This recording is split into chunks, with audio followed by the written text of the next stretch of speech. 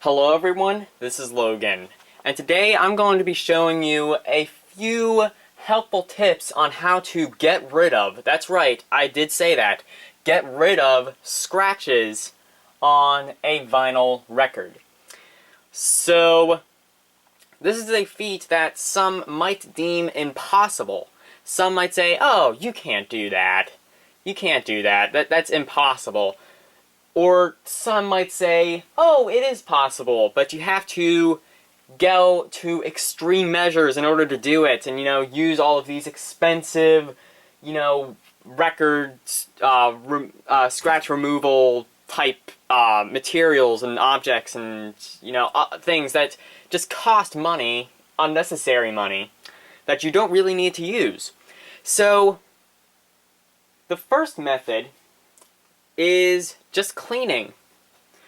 So this is a 45 of All You Need Is Love by the Beatles. So the reason I have this is because I got this at a flea market. And when I got it home at first, it actually scratched. So what I did, I got I got some rubbing alcohol, about 70%.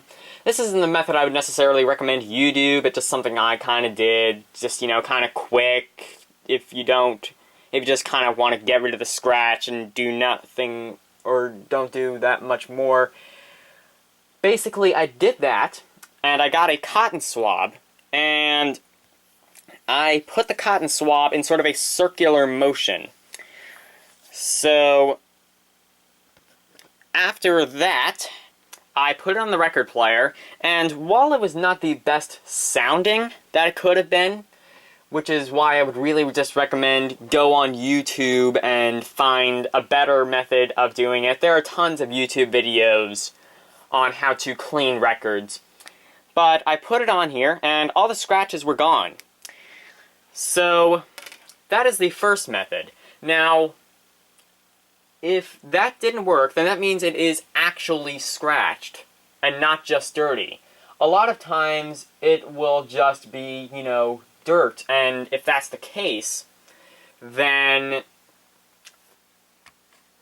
go on to step 2. Now, this record right here is actually Queen, Night at the Opera. If you can see that there. Queen, Night at the Opera. So, I'm going to play this, and you will hear that it is actually scratched. And I'm not going to be editing this. I'm not going to be, making it seem like, this isn't a fake thing. I'm not editing or anything. This is 100% genuine. So, let's play.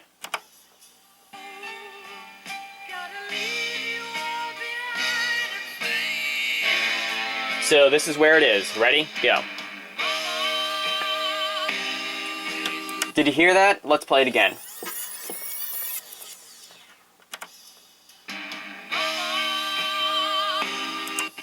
So, that's where it's scratched. So, let's just go back a little bit. So, it's right there. So, it is just in front of the scratch. What you can sometimes do, and this doesn't work 100% of the time, this really only works on, maybe smaller scratches. But sometimes you can make it kind of go back and forth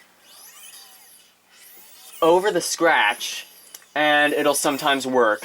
Now, if you have a really delicate needle, like a 35-plus-year-old needle that hasn't really been replaced and doesn't sound as good as it did in, 1975 or whenever you bought your record player, I would not recommend doing this, as it could potentially damage the needle. If you want a better method, well, actually, if that's the case, then I would really just recommend cleaning it, or, just kind of going without, or just replacing the needle. It's not, that hard a thing to do. You should only have to pay about, maybe $5 just to replace the needle. Maybe a bit more, but, I'm just going to play it safe, say about $5. This is actually a 2000 and, I don't know, maybe about 10 record player, so a fairly new one. It's an Electro brand, and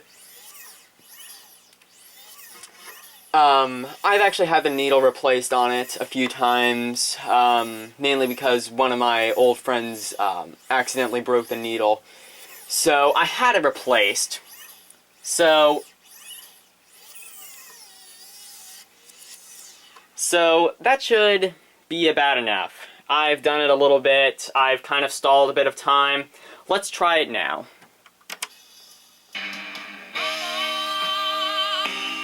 So that didn't work. So, what you're going to do now,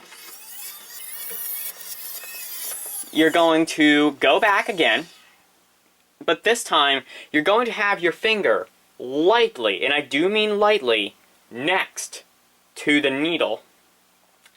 If it is not lightly, it'll jump back, and that could, especially on, like, you know, how strong or weak your needle is, that could potentially damage it worse.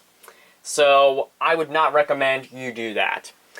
So I would recommend, however, I would recommend you do this trick. So just ever so lightly put it next to the needle where it is still touching it, but just barely. So let's go. If all is right, it should still go over the scratch.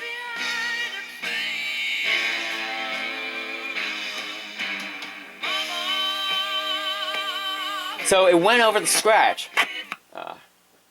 But see, that's what you don't want to do. Thankfully, I don't think it damaged it any further. But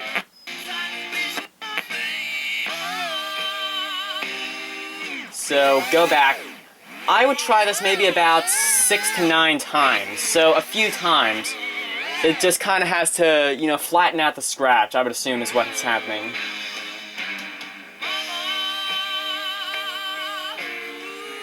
So, as you can hear, it's already sounding a bit better. I've only done it, well, I'd say I've done it twice, but I've had a few flub takes, so maybe about 5 times. So, do it again.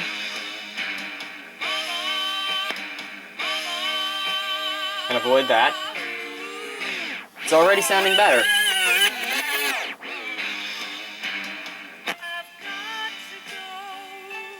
And again, try not to do that if possible. It's pretty easy to do that, but don't do it if you can.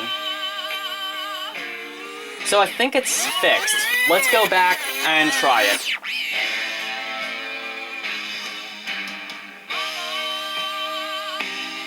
Okay, so it doesn't work. Let's try it a few more times if that doesn't work.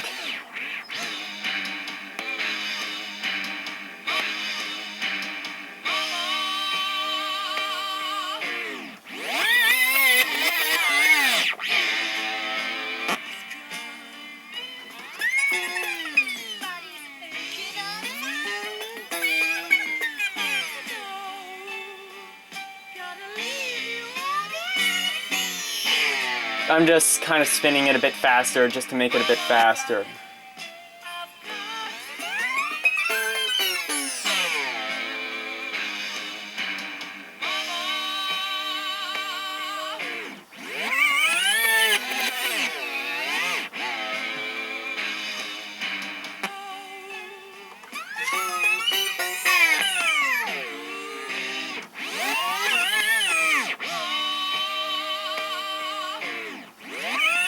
So let's try it one more time, and I think it might work.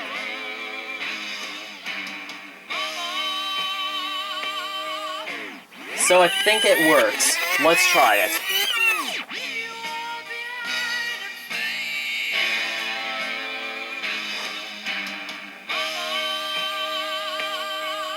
See, it went right over the scratch. Now you can still hear that the scratch is there, especially, like, let's turn it up a bit.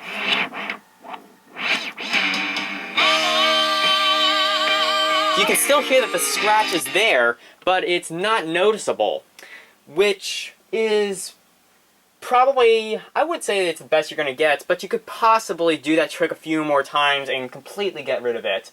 I personally am just going to leave it like that. So, that is how to get rid, well, pretty much get rid of scratches on vinyls. At least make them to a point where they're barely noticeable. So, that's all. Hopefully you learned something from that trick. I would really recommend using mostly the third and the first trick. Probably first trick first, and third trick second, and if that doesn't work, then maybe the second trick might work. So, anyway, bye.